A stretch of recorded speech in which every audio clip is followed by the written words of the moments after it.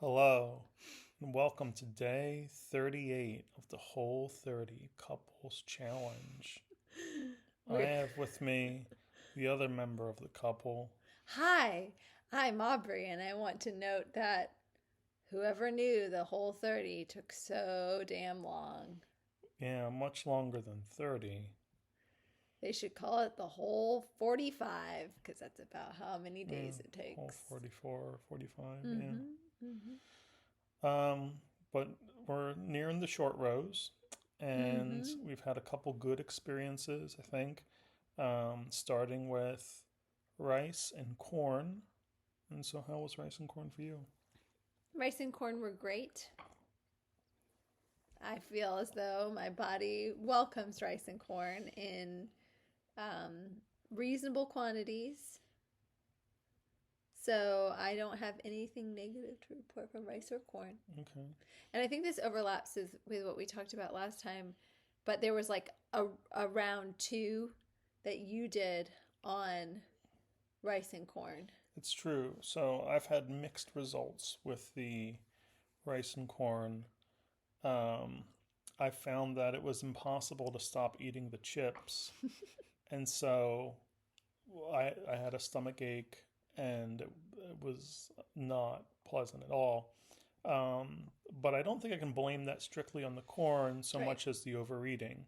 And so the following day, I had a very reasonable portion of just regular corn, and that went smoothly. My stomach was not upset. Mm, And so I think later on my own, I'll tease out, are there different types of corn corn products that products, affect right? me differently? I'll just have to like experiment a little bit more Mm-hmm. with that. It might just be a quantity issue. Right. Because when you had a small amount of rice with a salad, that went well, the yamas.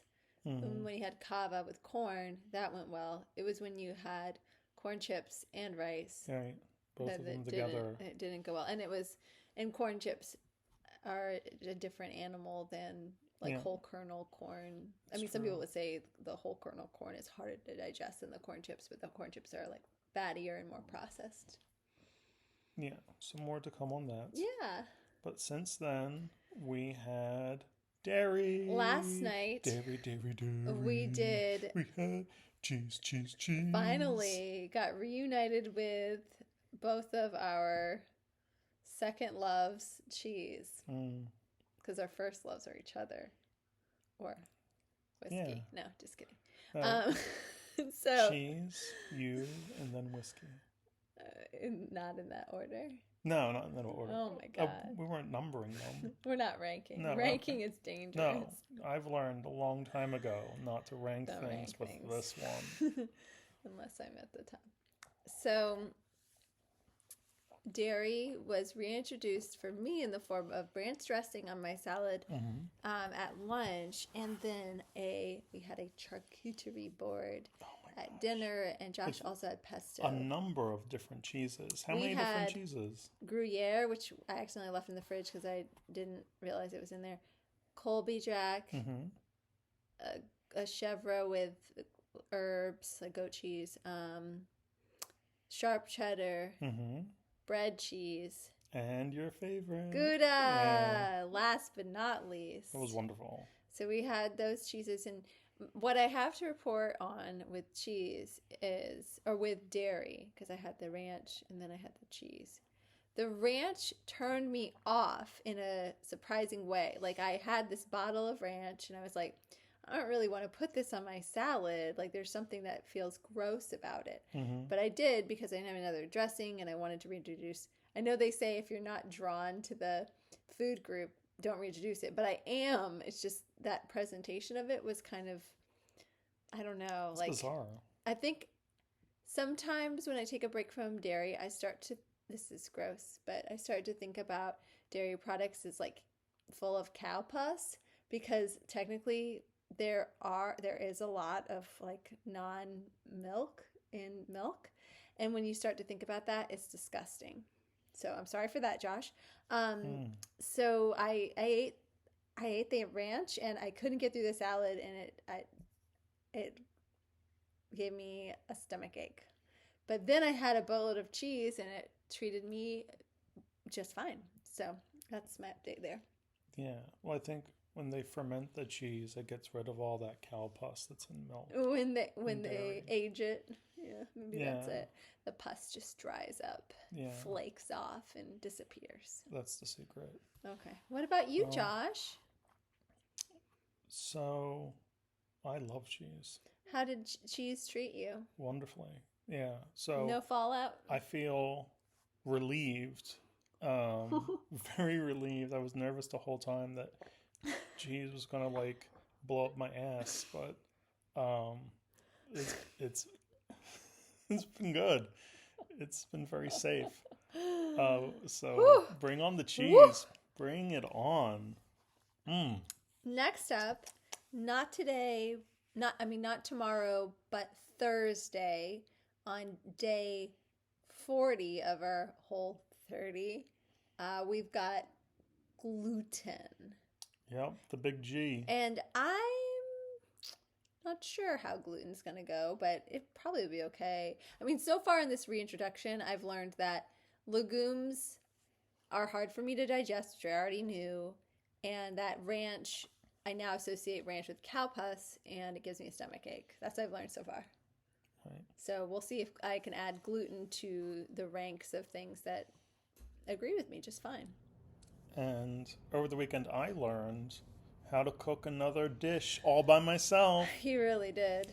I can cook chicken breasts with roots that Root include vegetables. parsnips and carrots and sweet potatoes and rutabagas. That's right. And I diced up those bad boys.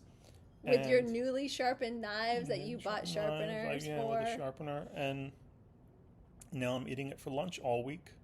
And so, yeah, I mean, it's pretty cool. It's a whole new world. It's pretty cool. We also made dinner for ourselves. I don't think we've But vlogged about this. You made dinner. I made dinner for us on Saturday night. We were at the grocery store getting things for Josh's cooking on Sunday, and I said, I think we could just stay home if we get like a novel idea. If we get ingredients for dinner, we don't have to go out foraging for dinner. And I told my mom, yeah, we cooked dinner at home. I think it's the second time we've cooked dinner. And my mom said, ever? And I said, yes. That's the second time we've cooked dinner. There's maybe a couple other times. I'm remembering a few, but it's rare. We're the eating out king and queen. It's true. That's been my preference for a long time. So yeah, so it was good. I mean, we had some fish bones in this perch that we were experimenting with, but it was tasty. It was worth it. It's a very tasty fish, and you're gonna have to chew it slowly so you don't accidentally kill yourself. But it's worth the danger of almost dying. And the price is right. And It's the price was inexpensive, freshwater, sustainably caught, not farm-raised fish. Right. And small, low mercury. Low mercury. Low mercury. Yeah. So the most dangerous thing is eating it. That's Everything else is very safe. Yeah. I think we're all up to date now. Cool. Well, yeah, we have the one big thing, the gluten. And you just still need to do the legumes. I think that's going to be smooth sailing. pretty smooth. So just do some peanut butter. And then at the Pack very, us some very peanut end, butter. like on Valentine's Day, I'll do beer. I'll Oh. save that for the end. Yeah, I don't know if they build that in. They count it as gluten, but I'm going to keep it as a separate category. Beer. Okay. Yeah. All That'll be right. my treat for the last day. Yeehaw. Yeah. Until next time. All right. Bye. Bye.